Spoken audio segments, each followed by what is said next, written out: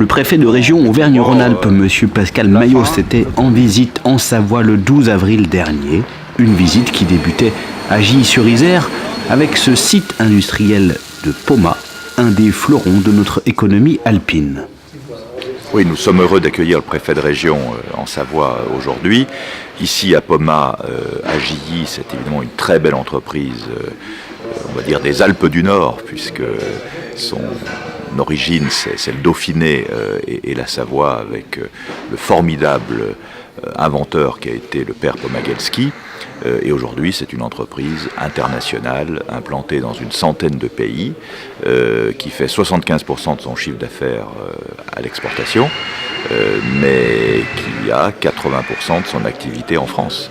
Donc c'est un parcours exceptionnel et le Premier ministre a inauguré cette usine il y a maintenant un peu plus d'un an. Une extension est prévue, donc c'est vraiment une belle œuvre. La visite se poursuivait ensuite à Aix-les-Bains où le préfet de région faisait l'annonce d'une aide de 2 millions d'euros pour le projet de rénovation du quartier de Marlioz avant de faire la visite des anciens thermes.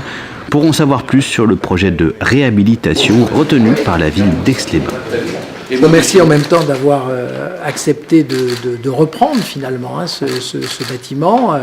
Quelquefois, les maires n'ont pas ni l'audace ni les capacités, il faut bien le dire, de trouver les bons moyens. Je parle là du partenariat public-privé pour reprendre des bâtiments de cette nature-là. C'est un bâtiment thermal qui appartenait à l'État, qui a été racheté par la ville d'Aix-les-Bains et sur lequel aujourd'hui on porte un très gros projet de rénovation, du patrimoine qui est en bas et qui va du IIe siècle avec des ruines romaines jusqu'à la période contemporaine, puisque nous avons comme projet donc, de réhabiliter tout le patrimoine et au-dessus d'y adjoindre des nouvelles constructions très contemporaines pour ancrer également ce patrimoine dans le futur et dans son avenir.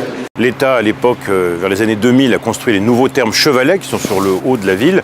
Donc il ne s'agit pas de recréer de nouveaux thermes dans un bâtiment où l'État lui-même a cessé l'activité thermale il y a plus de 10 ans, mais au contraire de diversifier les activités avec du commerce, des logements, des services publics, peut-être une maison médicale, une médiathèque, un centre d'interprétation du patrimoine qui est important pour la ville d'Aix-les-Bains qui est labellisée ville d'art et d'histoire.